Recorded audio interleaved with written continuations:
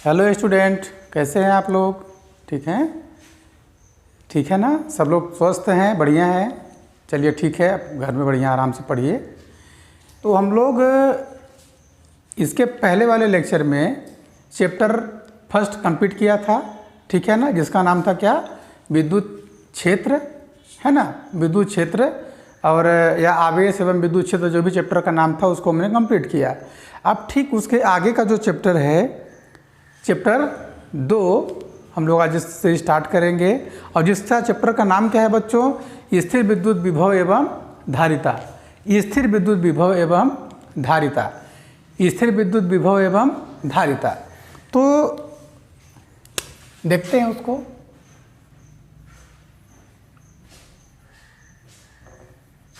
अध्याय 2, स्थिर विद्युत विभव एवं धारिता। Electrostatic potential and capacitance. Electrostatic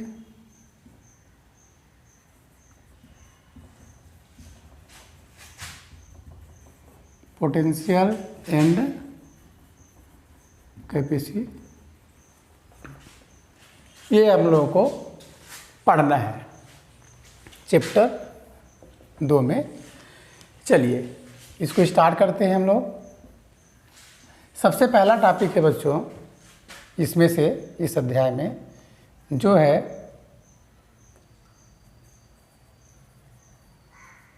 विद्युत विभव, या इसी को बोलते हैं स्थिर विद्युत विभव। इसको समझने के लिए एक कॉन्सेप्ट समझते हैं हम लोग, जो कि हम लोग पहले पढ़ चुके हैं, तो आपको सब क्लियर हो जाएगा। जैसे हम लोग जानते हैं बच्चों, गुरुत्वाकर्षण जब आपने 11वीं में पढ़ा था तो उसमें था कि गुरुत्वीय स्थितिज ऊर्जा।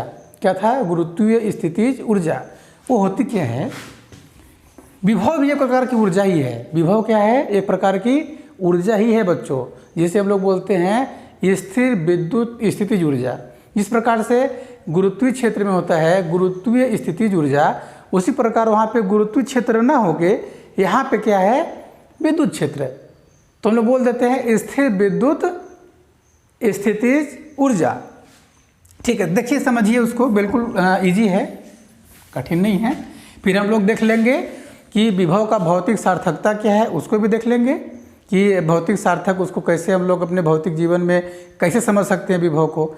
जैसे एक नॉर्मल भी तो हम लोग पूछते हैं कि आपका पोटेंशियल कितना है, मतलब आपके अंदर क्षमता कितनी है, कितनी ऊर्जा है, वही ना पोटेंशियल। देखता हूँ आपके अंदर कितनी पोटेंशियल है, तो पोटेंशियल वही से नाम आया है ना। तो पोटेंशियल मतलब क्या? उसके अंदर एनर्जी कितनी है, स्थितिज ऊर्जा कितनी है उस वस्तु के अंतर्गत। जैसे कि देखिए किस प्रकार से हम लोग देखते हैं कि अगर एक ग्राउंड है, सतह है, ये पृथ्वी का सतह है, अगर यहाँ से किसी भी वस्तु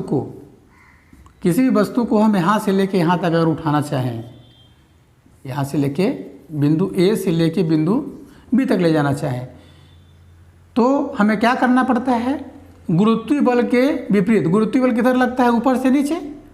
तो गुरुत्वीय बल के विपरीत दिशा में हमें एक बल लगाना पड़ेगा, और उस बल को लगाने के लिए हमें कुछ ना कुछ कार्य करना पड़ेगा। यानी कि बिंदु ए से बिंदु बी तक इस वस्तु को अगर ले जाना है तो हमें कुछ ना कुछ कार्य करना पड़ेगा, और वही किया गया कार्य जो है इसी वस्तु में स्थितिज ऊर्जा के रूप में स्टोर होता जाता है। चूँकि ये गुरुत्वीय क्षेत्र के अगेंस्ट में काम करना पड़ रहा है, गुरुत्वीय क्षेत्र के विपरीत दिशा में काम करना पड़ रहा है, इसलिए हमें काम करना पड़ रहा है, इसलिए इसे बोलते हैं गुरुत्वीय स्थितिज ऊर्जा। गुरुत्वीय स्थितिज ऊर्जा। ठीक उसी प्रकार से बच्चों देखिए, यहाँ पे समझिए कि अगर कोई विद्युत क्षेत्र है, यहाँ पे कोई विद्युत क्षेत्र रखा हुआ है। अब यहाँ पे कोई बिंदु हमने मान लिया, वो कोई बिंदु है, यहाँ पे एक प्लस क्यू आवेश स्थिर है। बिंदु ओ पे प्लस क्यू आवेश स्थिर है। तो इस प्लस क्यू आवेश के कारण एक विद्युत क्षेत्र क्रिएट हो गया ई।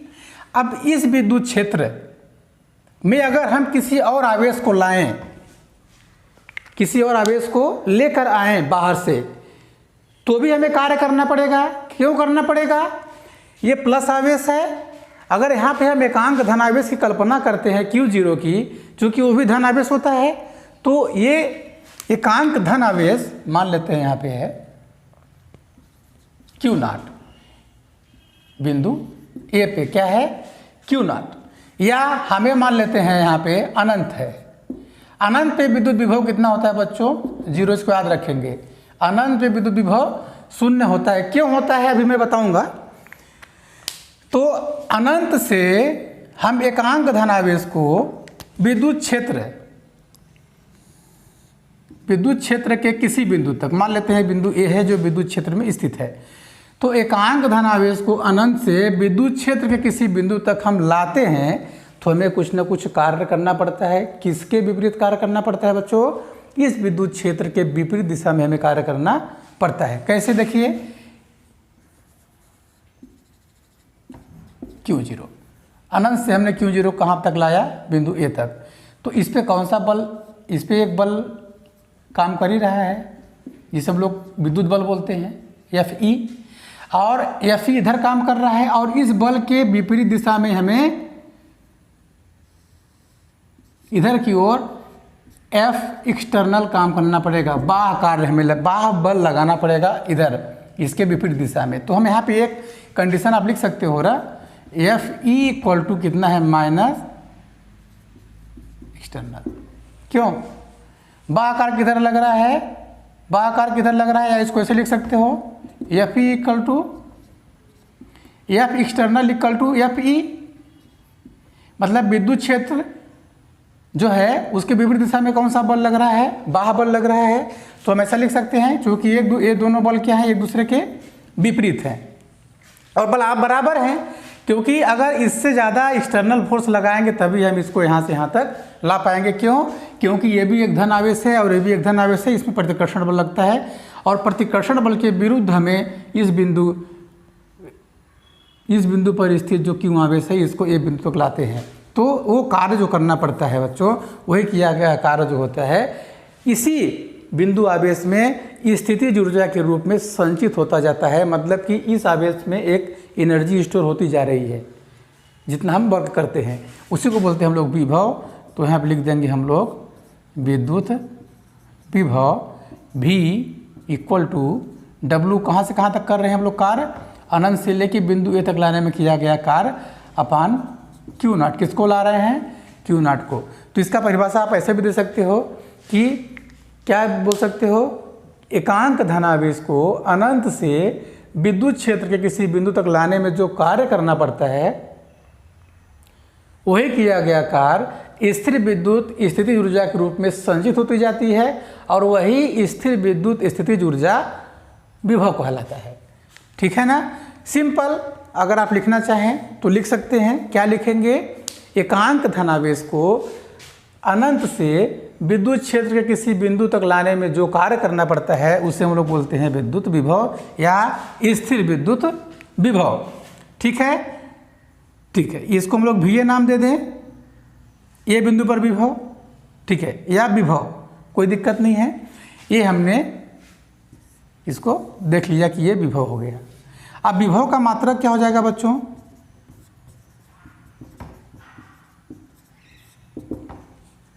विभव का मात्रक बराबर कार्य का मात्रक बटे आवेश का मात्रक। तो कार्य का मात्रक क्या होता है? कार्य का मात्रक अपान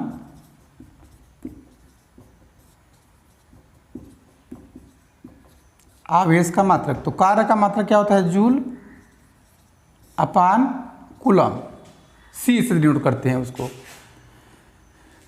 और इसी को बोलते हैं हम लोग वोल्ट। क्या बोलते हैं? वोल्ट। ठीक है?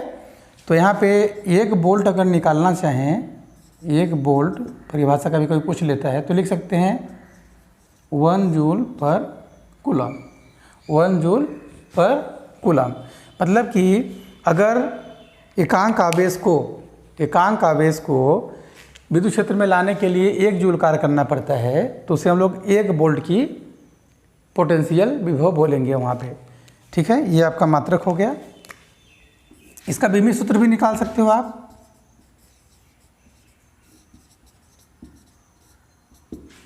कार्य का बीमी सूत्र क्या होता है? ml2 t-2, ठीक है ना, इंटू, अच्छा आवेश का मात्रा क्या हो जाएगा? a into T. इसको निकाल सकते हैं आप लोग तोड़ के चाहें तो। ml2 t-3 a⁻⁻1, ये आपका हो जाएगा इसका बीमी सूत्र। इसको आप लोग याद रखेंगे। ये हो गया आपका क्या? विद्युत विभव। बात समझ में आ गई आपको? ये ठीक उसी प्रकार से होता है जिस प्रकार से हम लोग गुरुत्वीय क्षेत्र में गुरुत्वीय स्थितिज ऊर्जा होता है, उसी प्रकार से विद्युत क्षेत्र में विद्युत स्थितिज ऊर्जा होता है, और वही विद्युत स्थितिज ऊर्जा उसका विभव कहलाता है। ठीक है, जो कि हमें कुछ कार्य करना पड़ता है और वही किया गया कार्य उसमें एनर्जी के रूप में स्टोर होता चला जाता है। बात समझ में आ गई अच्छे से? ठीक है। अब देखिए एक चीज़ और टॉपिक आ जाता है यहाँ पे, विभवांतर। विभवांतर को भी हम लोग यहाँ पे समझ लेते हैं। विभवांतर, पोटेंशियल डिफरेंस, है ना। अब विभव में अंतर, तो अगर हम यहीं पे एक बिंदु और ले लें, बी बिंदु, ठीक है, तो Q0 को अनंत से बिंदु ए तक लाने में जो कार्य करना पड़ा वो तो ए बिंदु का विभव हो गया। Q0 को अनंत से बिंदु बी तक लाने के लिए जो कार्य करना पड़ा वो बिंदु बी पर विभव हो गया। अब चूंकि हम देख रहे हैं यहाँ का विभव भी, यहाँ का विभव भी, तो विभवांतर मतलब विभव में अंतर। तो अंतिम स्थिति माइनस प्रारंभिक स्थिति भी कर सकते हैं, या अगर कॉन्सेप्चुअल समझना चाहें तो देखिए क्यों इसका विभव ज़्यादा होगा। भाई ज़्यादा में कम घटाते हैं हम लोग, तो विभव में अंतर, अधिक विभव किसका हुआ कैसे जानेंगे हम लोग? देखिए Q0 को अनंत से बिंदु ए तक लाने में जितना कार्य करना पड़ता है उसके तुलना में Q0 को अनंत से बी तक ले जाने के लिए थोड़ा सा ज़्यादा कार्य करना पड़ता है। तो बी में, बी बिंदु पर लाने के लिए Q0 को अधिक कार्य करना पड़ा, मतलब उसके अंदर अधिक ऊर्जा एकत्रित हो गई और वह उसकी अधिक स्थितिज ऊर्जा हो गई। जब उसकी अधिक स्थितिज ऊर्जा हो गई तो उसकी विभव ज़्यादा हो गया, यानी कि बी का विभव ज़्यादा, ए का विभव कम होता है। तो विभवांतर में हम लिखेंगे VB minus VA equal to W, कहाँ से कहाँ तक कर लो? बिंदु ए से बिंदु बी तक लाने में किया गया कार्य। क्योंकि अगर इतने में इतना माइनस करेंगे तो यही ना आएगा भाई, बी से ए माइनस कर देंगे तो यही आएगा। बात समझ में आ रहा है? तो आप ऐसा परिभाषा लिख सकते हो कि विद्युत क्षेत्र में स्थित, विद्युत क्षेत्र में स्थित किसी एक बिंदु से दूसरे बिंदु तक एकांक धनावेश को ले जाने में जो कार्य करना पड़ता है उसे हम लोग क्या बोलते हैं? स्थिर विद्युत विभवांतर। स्थिर विद्युत के अंतर्गत विभवांतर। बात समझ में आ गई? तो क्या लिखेंगे कि विद्युत क्षेत्र में स्थित एकांक धनावेश को एक बिंदु से दूसरे बिंदु तक ले जाने में जो कार्य करना पड़ता है उसे हम लोग बोलते हैं क्या? विभवांतर। और विभवांतर VB minus VA equal to हो जाएगा, कार्य कहाँ से कहाँ तक कर रहे हैं? ए से बी तक अपान Q0, ये हो जाएगा आपका विभवांतर। अब सेम देखिए विभवांतर में भी W अपान Q है, तो यही मात्रा का आपका सेम इसका भी हो जाएगा, वोल्ट उसका भी हो जाएगा। ठीक है, तो हम लोग विभवांतर समझ लिए। और विभव में अंतर के कारण ही, विभव में अंतर के कारण ही जो सर्किट होती है उसमें विद्युत धारा का प्रवाह होता है। इसको हम आगे पढ़ेंगे, जब विद्युत धारा का प्रवाह पढ़ेंगे ना उसमें हम लोग इसको अच्छे से पढ़ेंगे। ठीक है, देखिए ये बात समझ में आपको आ गई? ठीक है भैया, ये चीज़ हमने आपको समझा दिया और आपने इसको समझ लिया। अब इसके बाद आगे बढ़ते हैं।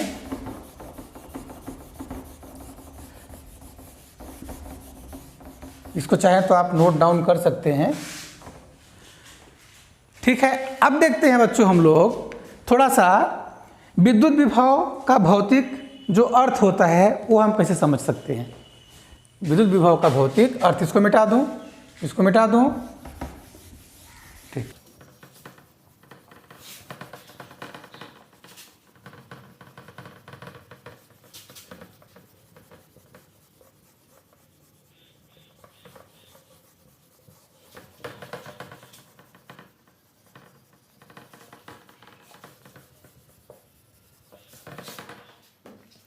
विद्युत विभव का भौतिक अर्थ। देखिए मैं डायग्राम बना रहा हूँ एक आध दो ठो।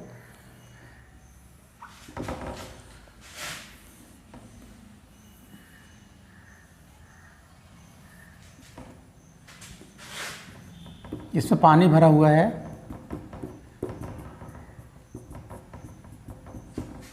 इसमें यहाँ तक पानी भरा है,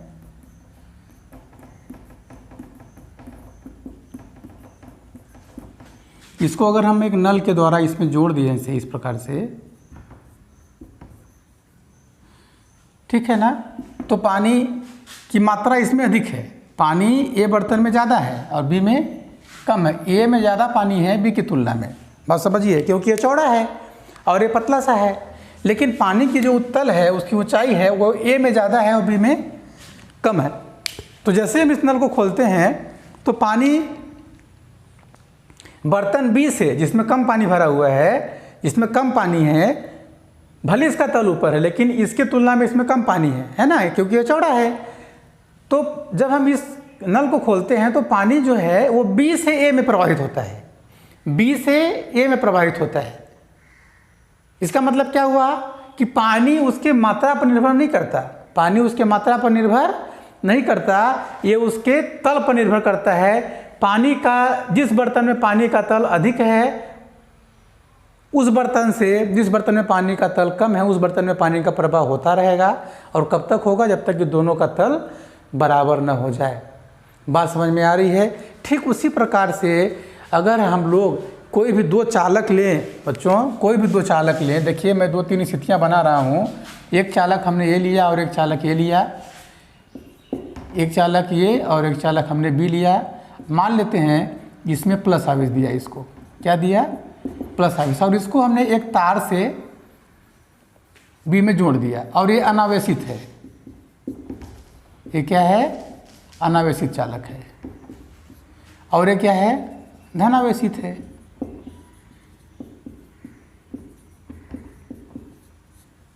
दूसरा कंडीशन में बना रहा हूं,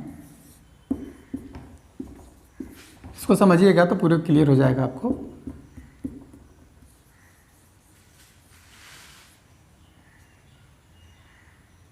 ये माइनस है और ये अनावेशित है।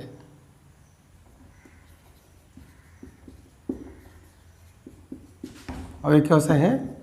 ऋणावेशित है, ऋणावेशित चालक। तीसरा कंडीशन हम बनाते हैं एक ए बी, इसको हमने दे दिया धन आवेश, इसको दे दिया ऋणावेश और इसको हमने इस प्रकार से जोड़ दिया। यह है धनावेशित चालक और यह है आपका ऋणावेशित चालक। अब इन तीनों कंडीशन में देखिए,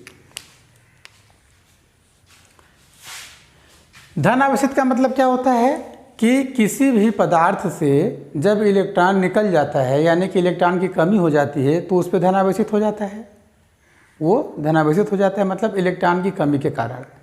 तो ये बताओ बच्चों कि इसमें इलेक्ट्रॉन की कमी है और इसमें इलेक्ट्रॉन भी है और प्रोटॉन भी है, पूरा भरा हुआ है, कोई भी चालक है। तो इलेक्ट्रॉन की कमी इसमें है, तो इलेक्ट्रॉन का प्रवाह किधर होगा? अधिक से कम की ओर।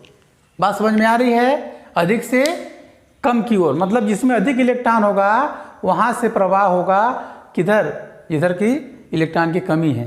बात समझ में आ रहा है? इलेक्ट्रॉन की कमी है, यानी कि इलेक्ट्रॉन का प्रवाह जो होता है वो इस प्रकार से होगा। बात समझिएगा, इलेक्ट्रॉन का प्रवाह। इसमें देखिए ऋणावेश का मतलब क्या होता है कि इसमें इलेक्ट्रॉन अधिक है तब तो ऋणावेशित हुआ। इसमें इलेक्ट्रॉन जो है वो है ही, जितना है उसमें है ही, लेकिन इसकी तुलना में इसमें अधिक है, तो इलेक्ट्रॉन का प्रवाह किधर होगा? अधिक से कम की ओर। जहाँ पे अधिक इलेक्ट्रॉन है वहाँ से कम इलेक्ट्रॉन की ओर, याद रखेंगे। जिस चालक में इलेक्ट्रॉन की संख्या ज़्यादा है उसमें से कम की ओर जाएगा। इसमें देखिए इन दोनों में ये पॉजिटिव है, इसका मतलब इसमें इलेक्ट्रॉन की कमी है, ये माइनस है, इसका मतलब इसमें इलेक्ट्रॉन की अधिकता है, तो इलेक्ट्रॉन किधर प्रवाहित होगा, इधर।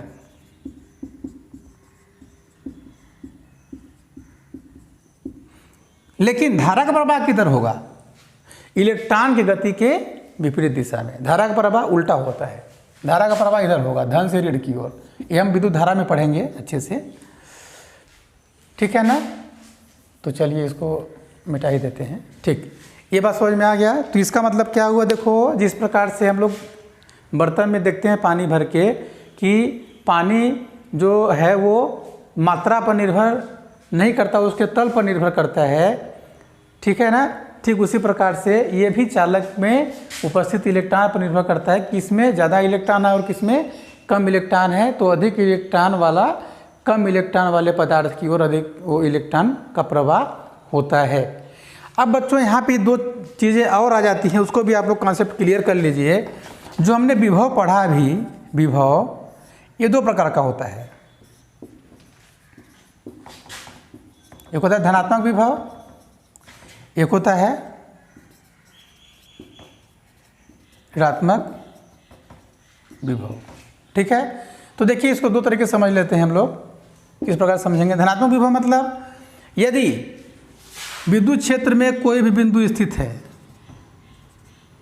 विद्युत क्षेत्र में यहाँ पे कोई भी बिंदु स्थित है, अगर किसी भी आवेश को हम अनंत से लाते हैं, किसी भी आवेश को हम अनंत से लाते हैं, तो विद्युत क्षेत्र के विपरीत दिशा में हमें कार्य करना पड़ता है। विद्युत क्षेत्र के विपरीत दिशा में अगर हमें कार्य करना पड़े, मतलब उस आवेश के द्वारा कार्य हो रहा है, तो ये धनात्मक विभव कहलाएगा। फिर समझिए, अगर हम किसी भी, जैसे ये प्लस है, यहाँ पे भी हमने क्या ले लिया प्लस, तो ये क्या कर रहा है, विद्युत क्षेत्र किधर है, इधर, तो एक बल इधर लग रहा है, तो इस बल के विपरीत हमें कार्य करना पड़ रहा है। समझ में आ रहा है। तो इस कार्य को हम लोग लेंगे धनात्मक, इस कार्य को क्या लेंगे हम लोग, धनात्मक। यानी कि हम लोग ये बोलेंगे कि ये विभव धनात्मक है, इस विभव को हम लोग बोलते हैं कि ये धनात्मक विभव है। अगर यहाँ पे प्लस क्यों आवेश है बच्चों, बिंदु ओ पे, ठीक है ना, और यहाँ से अगर हम माइनस क्यों आवेश लाना चाहें, तो ऑटोमेटिक इधर की ओर आकर्षित हो जाएगा। ये प्लस है तो आकर्षित हो ही जाएगा। तो खुद इस सिस्टम के द्वारा इसको लाया जा रहा है, मतलब कि विद्युत क्षेत्र के द्वारा अगर किसी आवेश को अपने तरफ खींचा जाए या आकर्षित किया जाए, आकर्षित किया जाता है किसके द्वारा, विद्युत क्षेत्र के द्वारा, तो ये ऋणात्मक विभव कहलाएगा। क्या कहलाएगा, ये ऋणात्मक विभव कहलाएगा। जैसे कि आप लोग ये समझ लीजिए, तंत्र पर किया गया कार्य, पढ़ते थे ना, तंत्र पर किया गया, समझने के लिए मैं बता रहा हूँ, मैकेनिक्स में पढ़े थे। तंत्र पर किया गया कार्य धनात्मक, तंत्र द्वारा किया गया कार्य ऋणात्मक। तो हम तंत्र पर कार्य कर रहे हैं, मतलब इस सिस्टम में, विद्युत क्षेत्र में हम किसी आवेश को ला रहे हैं, तो उसके विपरीत कार्य करना पड़ रहा है, धनात्मक विभव। अगर तंत्र द्वारा कार्य किया जा रहा है तो ऋणात्मक विभव। ये समझने के लिए मैं बताया आपको। दूसरी चीज़, आप एक चीज़ और समझ सकते हैं, या अगर ये आपको, इसको भी समझिए ही एक और, अगर कोई भी यहाँ पे आप चालक है, धन आवेशित है, इसको अगर हम लोग पृथ्वीकृत कर दें, तो पृथ्वी से इलेक्ट्रॉन निकल के इसको अनावेशित कर देता है, पृथ्वी से इलेक्ट्रॉन निकल के इसको अनावेशित कर देता है। इसको हम लोग बोलते हैं कि ये धनात्मक विभव पर है। क्यों? या एक परिभाषा और बोल सकते हैं कि ऐसा विभव जिसका विभव पृथ्वी के विभव से अधिक हो, तो उसे धनात्मक विभव कहेंगे, और ऐसा विभव जो पृथ्वी के विभव से कम है, तो उसे ऋणात्मक विभव कहेंगे।